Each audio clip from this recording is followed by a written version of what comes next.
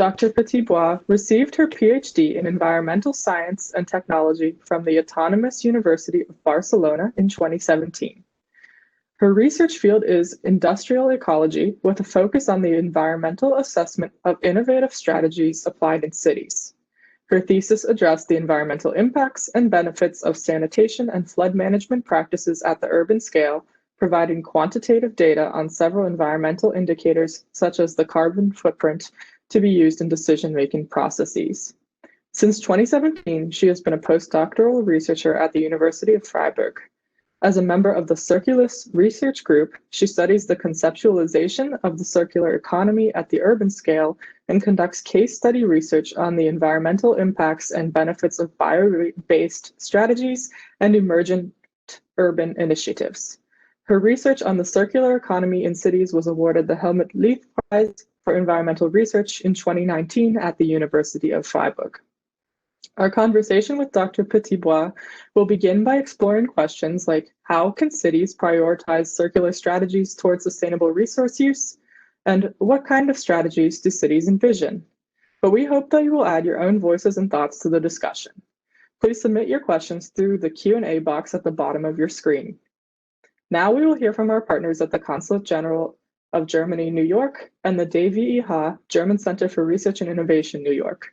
At this time, I am pleased to welcome Benedikt Brisch, the director of the DWIH, the host of today's event. Thank you, Martha. And dear ladies and gentlemen, hello everyone. As it was said, my name is Benedikt Brisch, and as director of the German Center for Research and Innovation, the DWIH, it's my honor and my pleasure to welcome you here on behalf of our center, which is hosting today's event. And I want, of course, to thank our supporters, the University of Freiburg, the University of Heidelberg, and Cologne for their initiative to organize this event. And of course, I'd like to welcome and thank Dr. Anna Petitbois, a researcher from the University of Freiburg, for her presentation today. Our center, the DWIH, was established on the initiative of the German Federal Foreign Office, which is currently promoting 5 such centers around the world, in other countries too. So you find them in Sao Paulo, in New Delhi, Moscow, and Tokyo, and of course here in New York. We are very pleased to see that today's topic, Sustainable Cities, Health, Risk, Resources, is part of a series of lectures and panel discussions that debate the future of our cities and how we can organize and design them in order to have them more energy efficient and less harmful to our climate. And very important today is, of course, the question how to design them in a way that they offer a good health management, what turned out very important during the pandemic. So thank you everybody for tuning in. I wish you an exciting presentation and then question and answers. And with this, I want to hand over to Yasmin Pamuk, the head of the Cultural Affairs and Science Department of the German Consulate General. Thank you. Thank you, Ben. Ladies and gentlemen, dear Benedikt Brisch, dear Martha Miller, meine geehrten Damen und Herren, representing the German Federal Foreign Office, I am delighted to welcome you to the second part of the live web talk series, Sustainable Megacities, Health, Risks, Resources, hosted by the German Center for Research and Innovation in collaboration with the North American liaison offices of the German universities of Freiburg, Cologne, and Heidelberg. We all understand that the world's cities face major challenges in these times. Urbanization is the second dominant demographic trend of our time, after population growth itself. In 1900, 150 million people lived in cities. 100 years later, in 2000, the number of people living in cities around the world amounted to 2.8 billion, a 19-fold increase. By 2050, 68% of the world's population will probably live in urban areas. At the same time, cities are a key contributor to the climate change. The UN Environment Programme estimate suggests that cities are responsible for 75% of global carbon emissions, with transport and building being among the largest contributors. Last but not least, cities around the world have faced in the past month or in the past years the brunt of the COVID-19 pandemic, And the longer its repercussions rage, the more important becomes the question of how we can make healthy cities a strong parameter of our future endeavors. The need to understand and get to work on these major challenges facing our cities is therefore pressing. Issues at stake are, among others, the development of innovative and diversified transport systems, a technology that sharply reduces water use and enhances water supply, opportunities for locally produced food, and comprehensive health services that protect the population. Building the cities of the future should, however, not be seen as a technology or as a technologically functioning planning practice only. Tomorrow's cities have to be for the people as well. They need inclusive urban spaces that empower civic engagement and deepen public support, as well as encourage active involvement of citizens, stakeholders, industries, and service providers. Rethinking cities for the future is therefore an ambitious communal as well as local, national, and global project that requires courage and imagination, persistence, and flexibilities from all parties involved. The cities of Cologne, Heidelberg, and Freiburg are certainly among the most beautiful and livable cities, I dare say, not only in Germany, but in Europe, yes, in the world. Beyond their beauty, all three cities also are among the earliest adopters of the notion of think globally, act locally, and soon committed themselves to a series of goals aimed at implementing the principles of sustainable city development in terms of proactive environmental protection and climate change mitigation at all levels.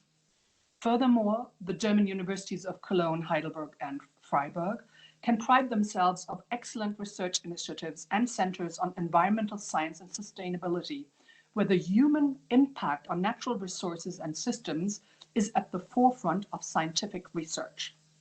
By fostering this interdisciplinary network of outstanding researchers and academics, one of whom we can welcome here today, Anna Petit-Bois, the aim of the German universities is to combine a wide range of environmental perspectives, including natural sciences as well as social sciences and cultural studies.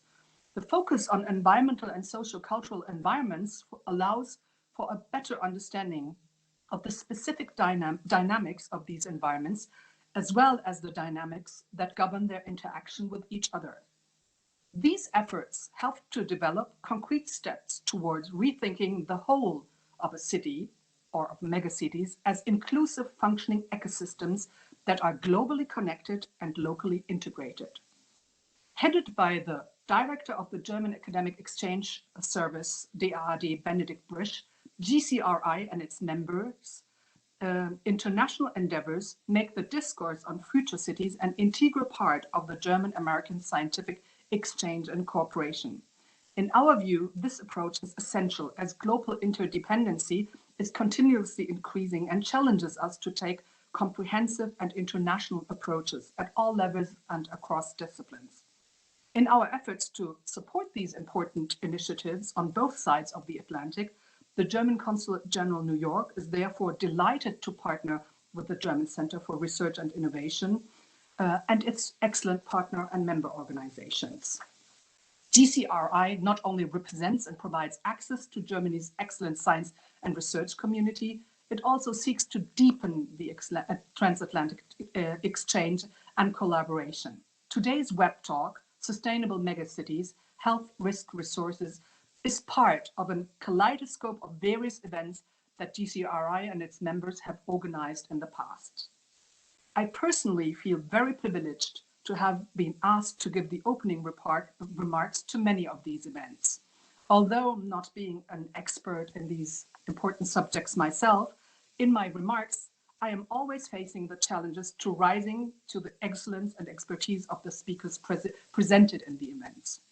I therefore very much look forward to the presentation of Anna Petit-Bois, who will be speaking now about how cities can prioritize circular strategies towards sustainable resource use.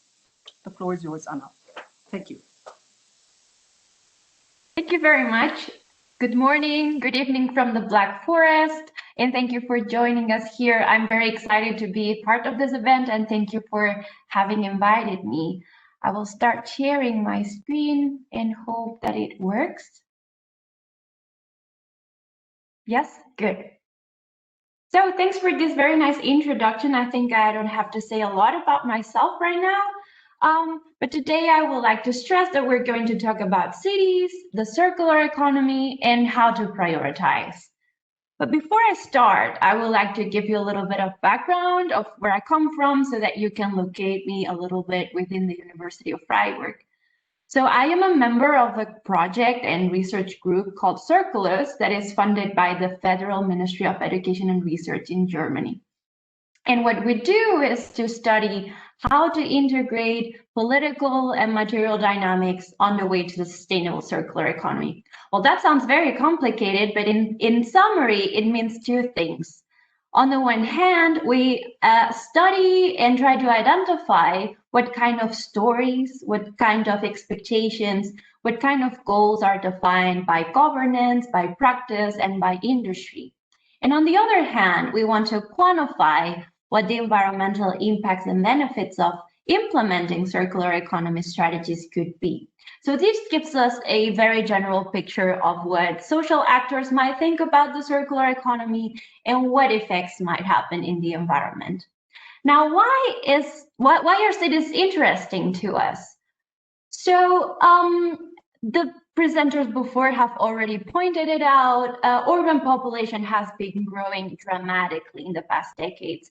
And today, almost 60–70% of the population is living in cities. One would think that this is good, but let me tell you that we are a lot of people gathered in 3% of the world's land, and that is a very little space. And considering that that is very little space, what happens in there is even more dramatic.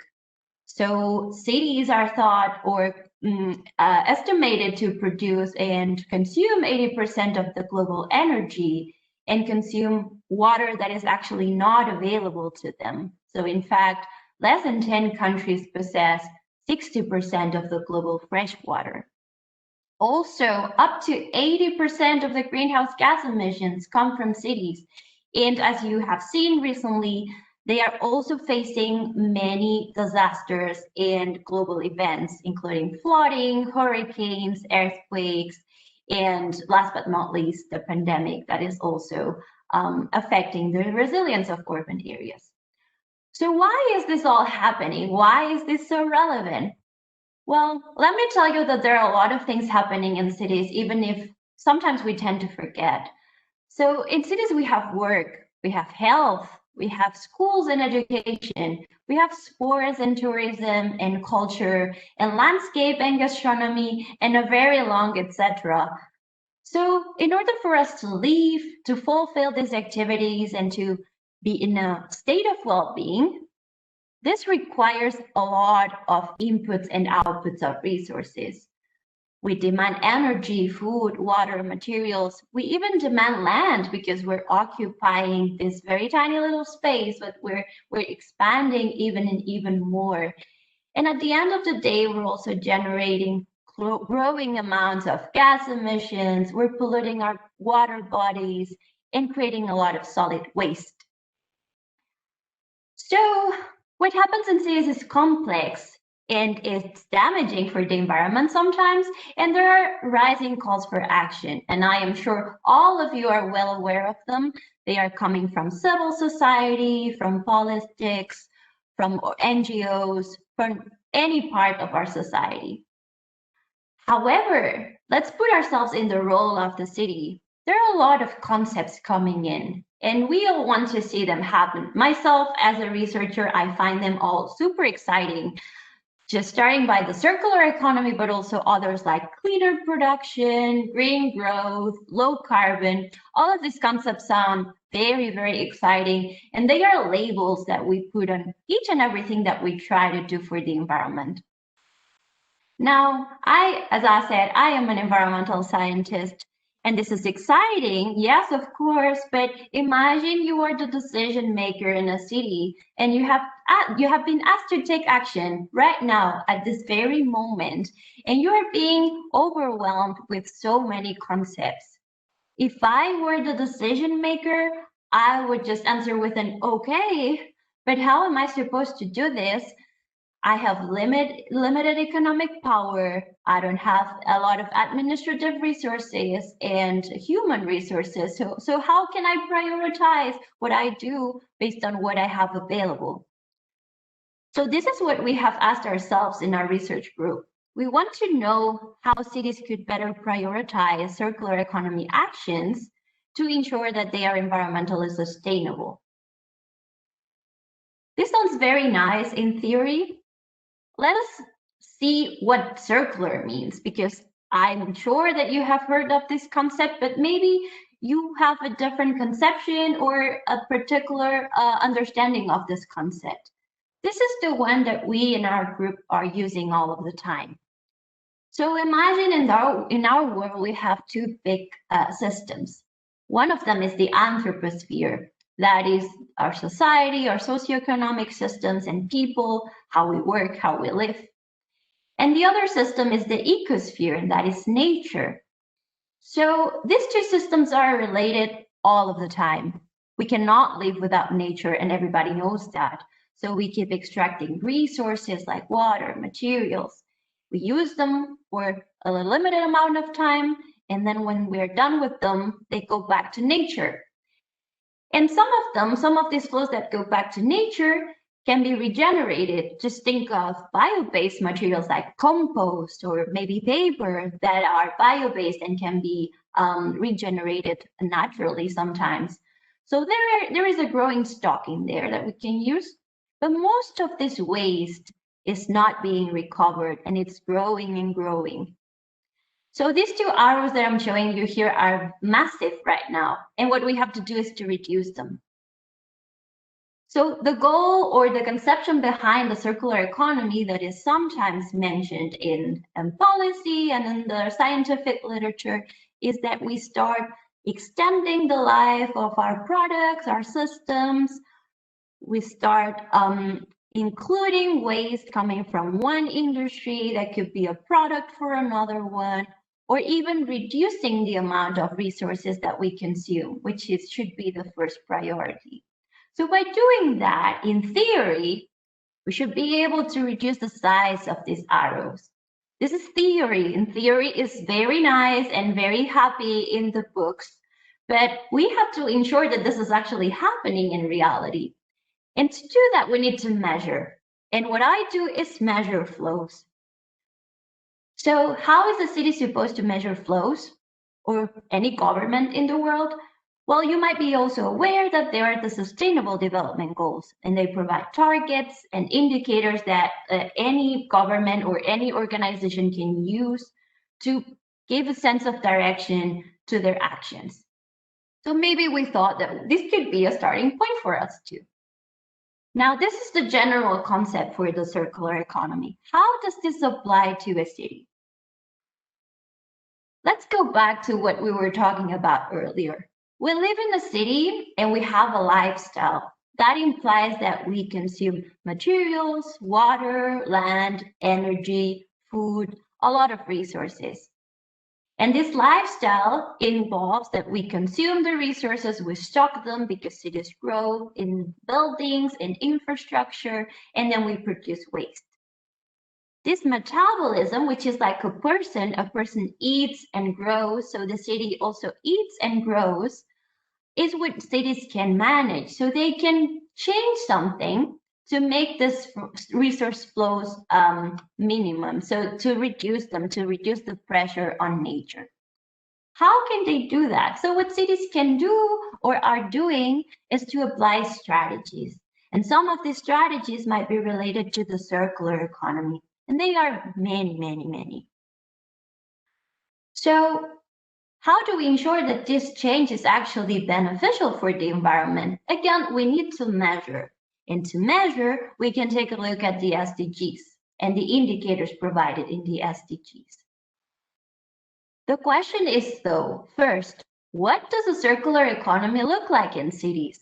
What is it actually about? What are cities doing? And the other question is that what they are doing actually helping reduce the pressure on the environment on these resources that I mentioned? So if we really want to answer this question and prioritize strategies, we need to make sure that if we use the SDGs, that the indicators that are available really show these resources. So are the indicators in the SDG framework able to measure materials, water, land, energy, and food? So with these two questions, we have been doing a lot of research in our group in the past few years, and I would like to show you some of the results and see what you think about them later too. The first question is, what does the urban circular economy look like? Well, let me tell you, I didn't know how to start answering this question. I formulated this in 2017, and I was totally lost. I thought that I knew what the circular economy was about, but I didn't know what the circular economy was about in cities. So I decided, together with my colleagues, to start looking into the initiatives that cities around the world are reporting or discussing or planning.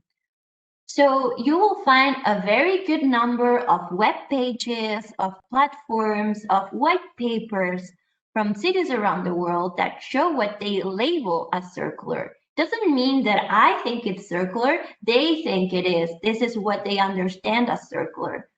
So back then, we had the Circular Europe network, which had a lot of materials available.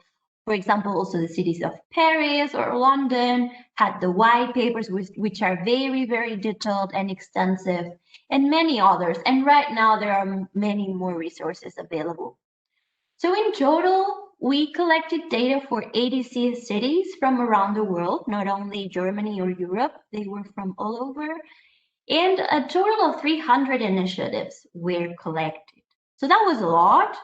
And we decided to group them to get a sense of what the whole thing was about. What's the story behind it?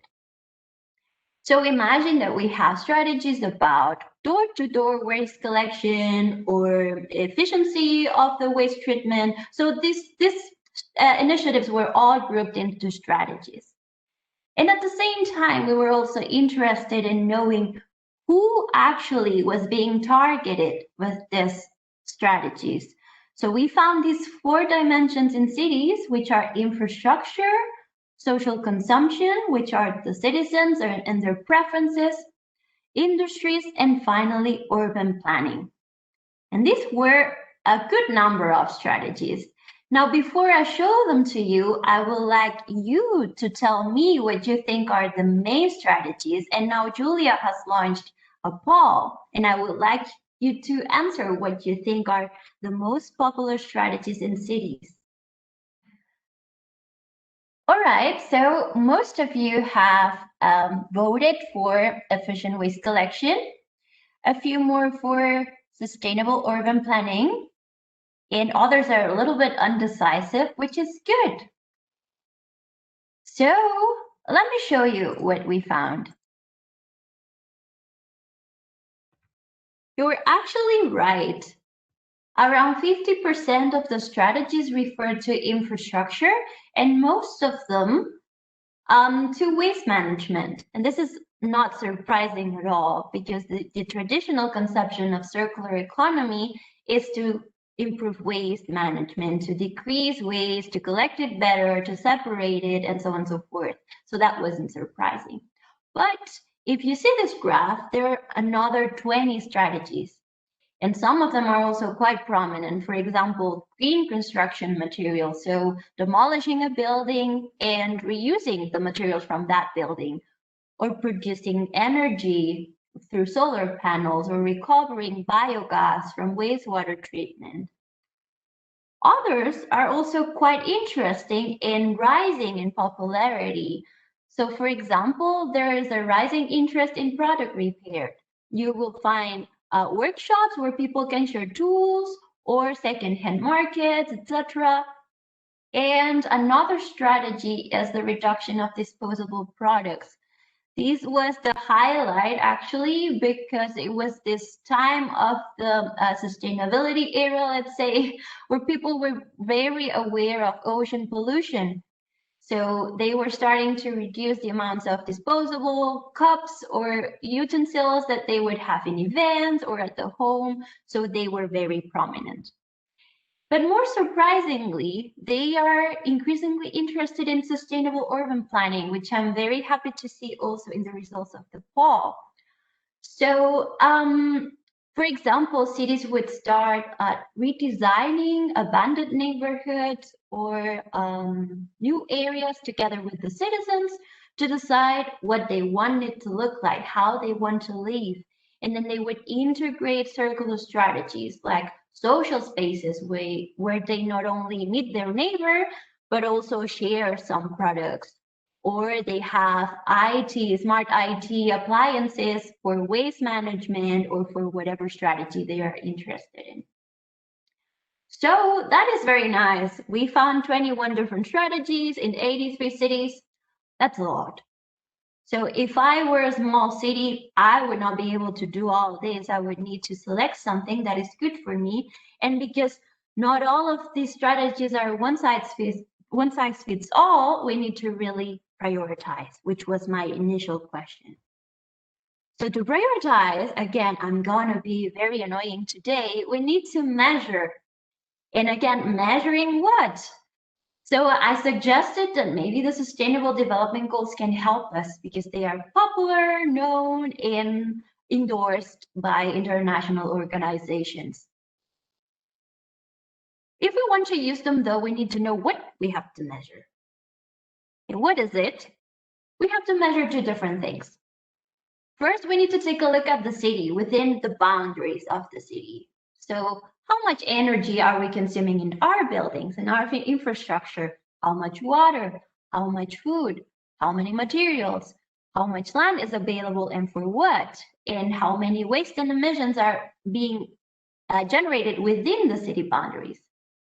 All of these measurements or indicators are called territorial because they happen inside of the city. Let's call it like that, inside of the city.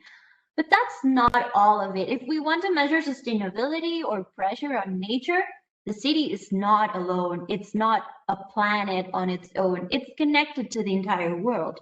So we need to trace all of these flows. So if I am interested in food, I really need to measure where this food comes from, how much is being organically produced, how much water I need to produce it outside of the city. And what I said for food is applicable to anything that we consume in our city.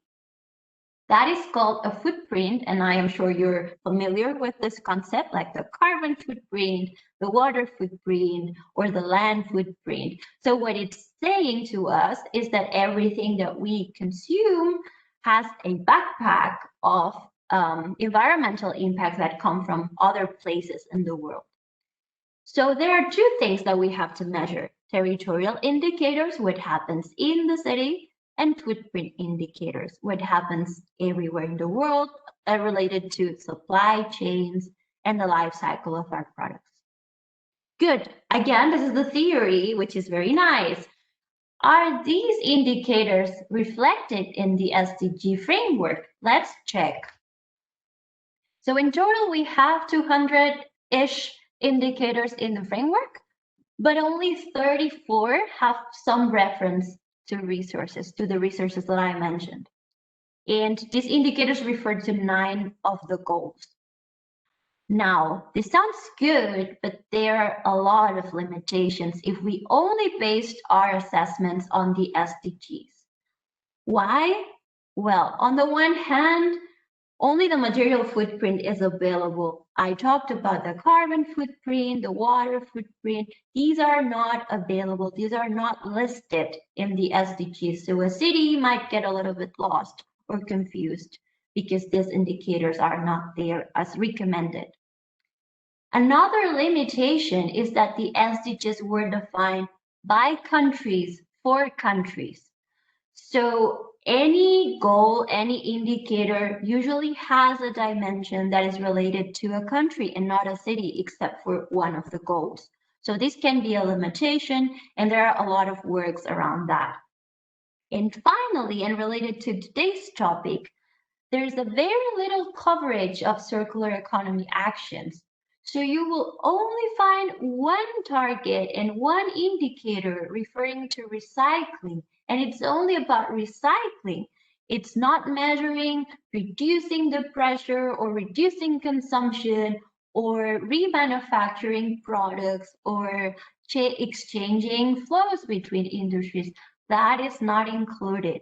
So these limitations are a big problem when measuring without some guidance that comes from somewhere else. Now, at this point, you might be wondering why I'm being so annoying with this and why this is relevant to you or to me or to anybody who's about to make a decision. So I'm going to show you an example. Let's check SDG 11, which was defined specifically for cities. And it has a target that aims to enhance inclusive and sustainable urbanization. So for these specific target, there is one single indicator about resources that is called the ratio of land consumption rate to population growth rate. That sounds complex, but in summary, it means the amount of land that we consume in a city in relation to how many people there are.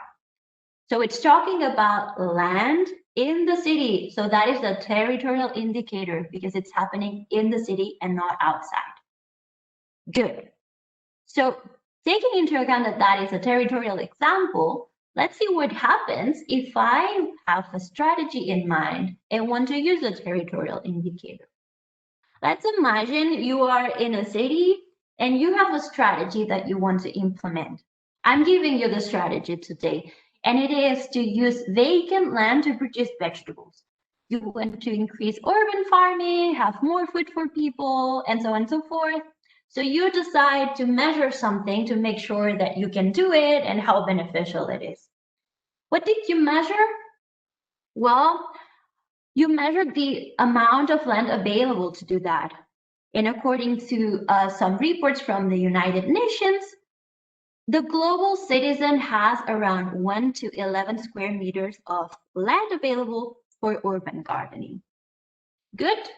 So your decision is to take this 1 or 11 square meters of gardening per capita to produce food. And to do that, you want to optimize water use. You spend a lot of money trying to get people engaged and reducing the amount of plastics that you consume or whatever compost that is coming into play here. So you focus a lot on this production. You want to be a producer. You want your city to produce.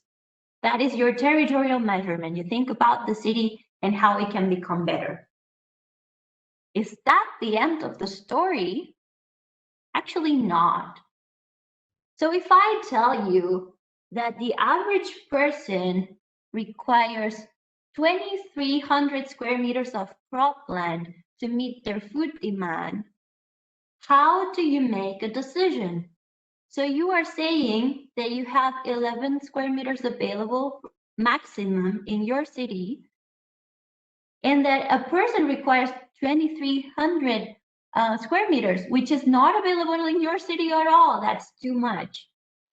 What does that mean? That means that in order for you to make a decision, you might need to analyze what kind of food your people are consuming or where it's coming from. And this is the reason why the land footprint is so high. So this cropland is coming from other countries that are producing maize or tomatoes or whatever product that is not available in your city. So comparing the footprint and the territorial measurement is giving you conflicting information to make a decision. So you really need to take it into account. Good. Today I'm telling you this, but maybe you don't have the tools to measure a footprint depending on where you work, what your expertise is, or actually what your resources are. So how do we do it? What do we do now? We have another problem. The problem is that us scientists live in our very happy world where everything is fun and games in our labs, we crunch numbers, and we're very happy to provide some reports for people to read and publish papers. But then we have other people, the practitioners or the decision makers like you or many other people who actually know how to implement a strategy, what happens in the field, how people live, what they need. And we are not talking to each other. I don't know what happens in the field, and you don't know what numbers I calculated and how. So if we really want this conversation to happen and for us to have all of this information available, what we need is to work together. And this is called the transdisciplinary approach. This is us, for example, this is our team. We usually meet with stakeholders, with project partners to collect data, to share our results with them, to discuss them, and to come up with new projects, with new ideas, and to share something with them that could be helpful.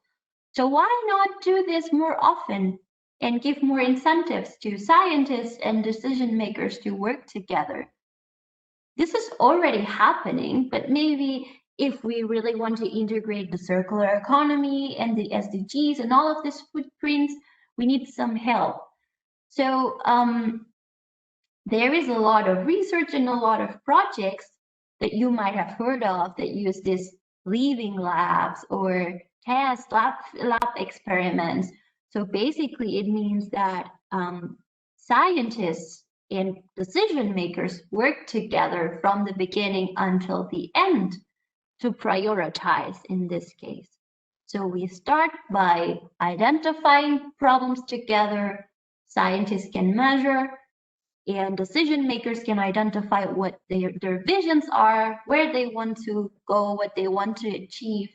And then we can experiment together in the city. There are many cases in Europe, in America, in many cities around the world where people are actually going to other people's houses. I was at a conference last week and a researcher was explaining that he got into people's houses to check out what their buildings look like in order to understand how they can separate their waste. So they really need to know if there is space for separating waste, for example. So all of these kinds of things are very complex, but that's what we need now. We need to work together. So all that said, I would like you to go home or to another room if you're already home with a couple of messages that hopefully are helpful to you. The first one is that there is a large variety of strategies that cities label as circular. And because they cannot implement them all at once, we need to prioritize them. Maybe we could use the SDGs, but some of the indicators that are suggested for measuring are insufficient. And what we need to measure requires certain expertise, certain data that neither scientists nor decision makers alone can manage. So let's work together. Let's try to understand our cities together and imagine what they would look like together. So that is my message to you. I would also like to have a message from you to me. So I formulated a couple of questions that maybe you would like to address in the chat, or I don't know, or think about later. So I wonder if you know of any examples of cities or communities that are implementing circular strategies and that actually monitor their environmental impacts or any type of environmental aspects. That is one question that I would like to know about. And the other one is for you to imagine that we're living in the year 2100. What do you think our cities look like, and how did we get there? How did we get to that vision? Was it easy? How did we do it? So that was it from my end. I hope it was helpful to you. You can find my email address on this slide and some further publications where you can find more examples about cities and what I presented today. So thank you for listening and for your time. And yeah, I look forward to your questions and comments. Thank you, Dr. Petitbois, for your insightful presentation. There are certainly a lot of different aspects to consider as we think about how cities can address the challenges of climate change and becoming more sustainable and implementing the circular economy. Again, I'd encourage everyone to please put your own thoughts to her questions in the chat, because we'd love to hear from you about what you've seen in your communities, you're hoping to see in your cities. And with that note about what kind of action our attendees can take, I'm going to turn to the first question, or one of the first questions in the Q&A we have from Jared, who says, "Hi, Anna. Your presentation has focused on scientists and decision makers. How can I as a citizen contribute to the SDGs and implementing the circular economy in my community?" Thanks for your question. That is a very exciting idea. So I don't know a lot about citizen actions, but what I think is that there are already a lot of circular strategies that are happening right now and that we don't think they are circular. Just imagine second-hand markets or urban farming, as I showed in the example, or any kind of solar communities who actually produce energy by themselves. I just have a neighbor here next to me who actually has has this panel. It's called the Solar Guerrilla in Freiburg, and they don't have the panels on the rooftop. They have it on their balconies, and they just move them side to side every time they want to exit the house. And they actually get engaged into this type of initiatives without other people getting involved sometimes.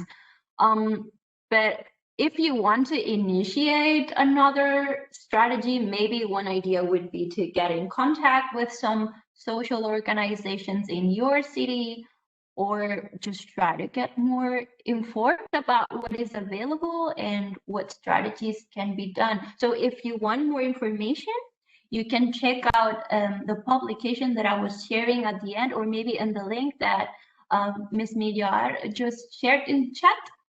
And there is a very long list of cities and what they do. So you can check it out, and I'm sure that you can also get involved in some of those. I hope this answers your question. Great. Yeah, that sounds like a great resource for attendees to check out. I have a broader question here from Dr. Koch. Do you suggest a circular economy within a city? I guess cities always rely on their surroundings, as surroundings profit from cities. What is a good boundary for systemic perspective on circular economies? Thanks for the question. We have also asked this question in our group several times. We have another researcher who is working more on international relations and the circular economy.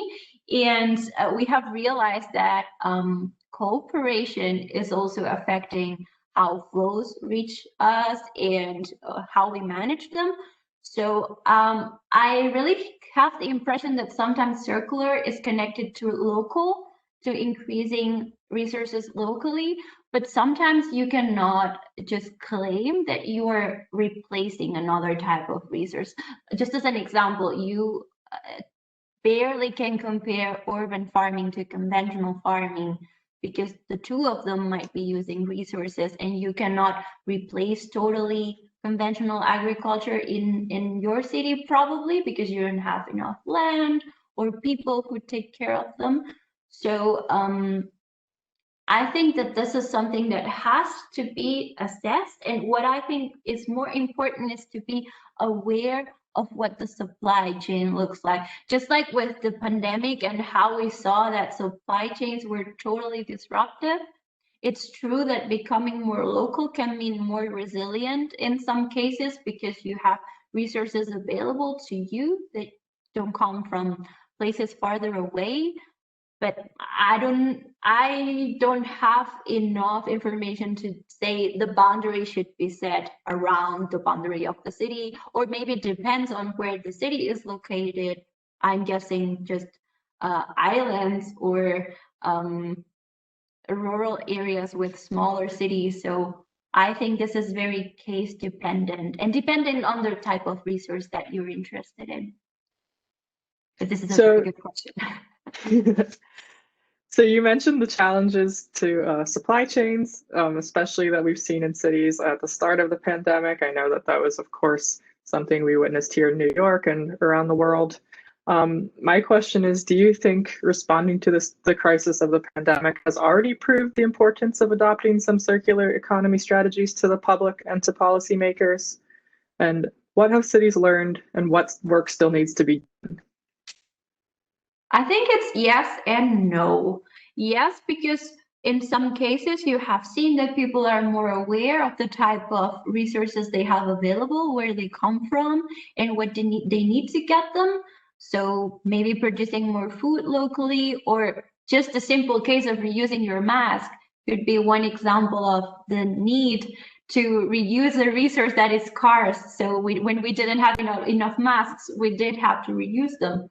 But on the other hand, we have seen, for example, in Germany, that the amount of packaging that is being generated as a waste is increasing because there's more takeaway. People are buying more online. So we are generating more waste in that sense. And that can also be a consequence of what we think about bio-based products. Let me explain. So in some cases, we believe that when we get a cardboard box, that's always okay because it comes from a tree, so it's good, it's not plastic. So we might consume more of that just because we think it's good. But actually, consuming more and more and more, it's also counterproductive because we're not avoiding at some point the plastic that we didn't consume. So yes and no, we are generating more waste, but at the same time, we're more aware of our community and how our cities are resilient to disruptions to the supply chains. That's my thought on that. Maybe some other people have other ideas. Thank you for that. We have another localized or urban farming. Professor Dr. Frauke Kraus from Uni Köln asks about urban farming on vacant land in cities. She asks, first of all, is that meaningful? And second of all, how does that affect urban biodiversity, like birds, small mammals, etc., for whom that vacant land is the last refuge?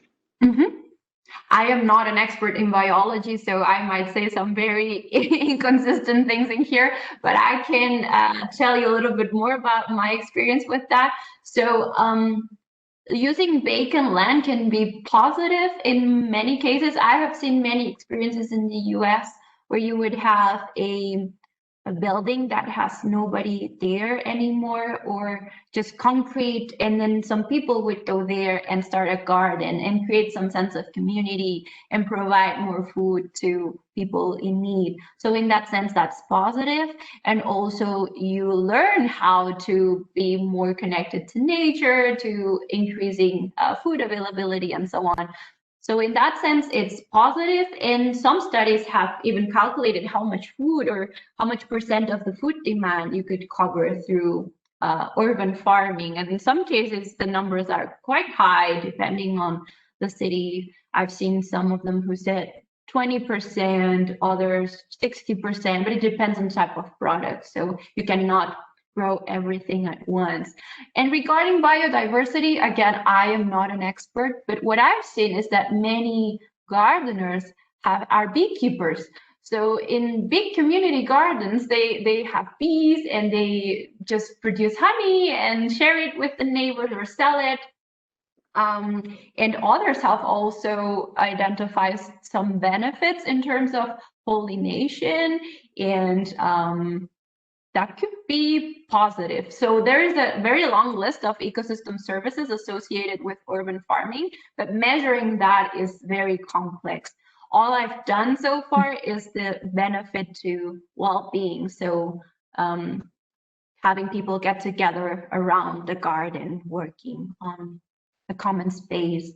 But there's a lot of literature out there talking about biodiversity and water recovery, and so on. Great. I Yeah, can refer you to some literature if you like.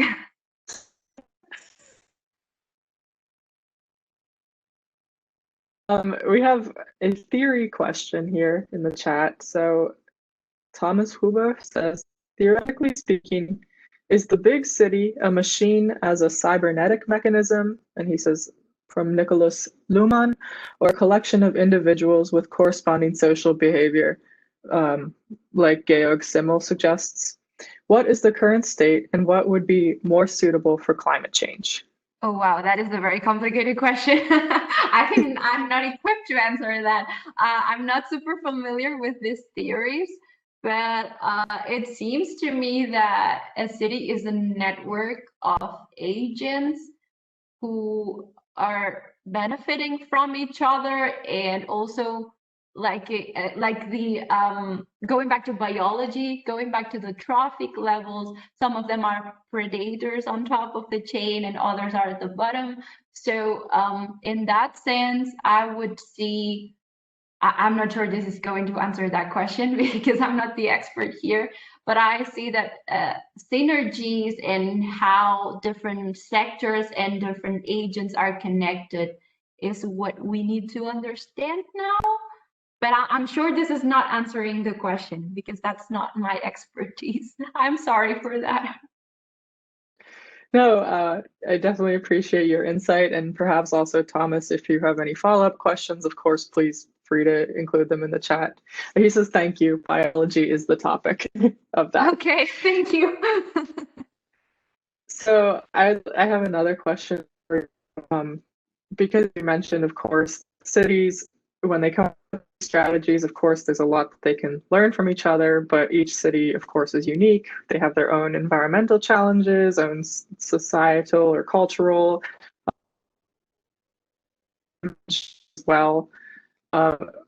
But so on the one hand, it seems like we need a lot of different approaches. On the other hand, there's this climate crisis that is affecting everyone across the world, and there's a lot that could be learned from each other about tackling this. So in this vein, could you see more specific CE strategies for cities being included in the next round of climate agreements or international agreements?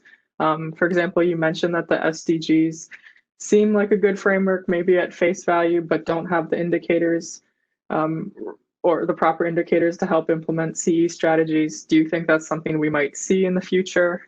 Or any thoughts that you have about international cooperation to solve these issues? I can imagine that some more strategies or plans around recycling and waste will show up.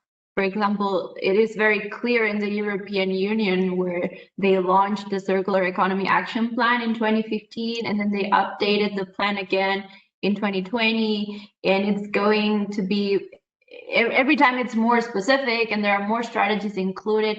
I'm not sure what the UN SDGs are going to look like if they are revised, but I fear that it might lead towards more of a sense of circular economy, in the sense of making the economy circular.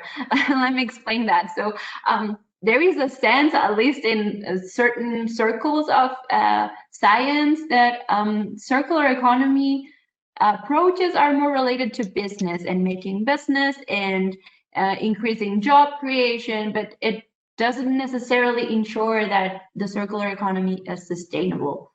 So you might be thinking that circular equals sustainable, but it's not. That's why I've been talking about this prioritization process and what we need to measure, because usually the conception is a little bit mistaken.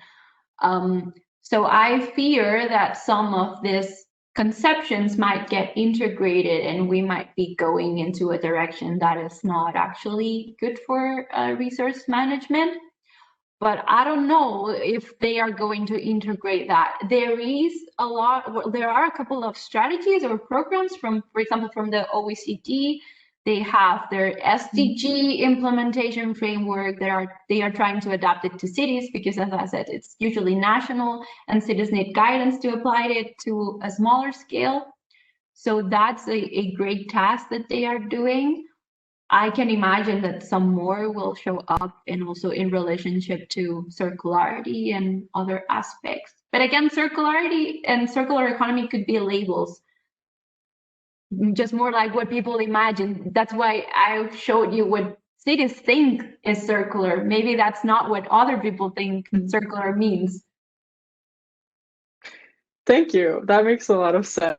It seems that the question still to tackle, of course, this topic, and of course, there's the pressing need to become more sustainable and address these challenges. So it's great that we have people like you working on these challenges. So thank you very much for your presentation, Dr. Petitbois. Thank you. At this time, I'd also like to thank our co-organizers of the Sustainable Megacities series, Wolfsbach at the University of Cologne, New York office, and Amanda Tequila at the Heidelberg University Association. Our hosts, the team at the German Center for Research and Innovation, New York, Yasmin Pamuk from the German Consulate General, New York, for her and their ongoing support, and the Wunderbar Together initiative for their support of this event.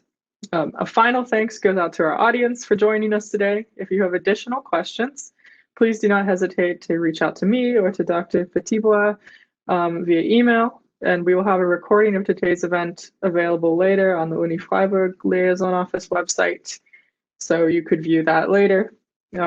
So thank you everyone for joining us. It's been a real pleasure having you here today.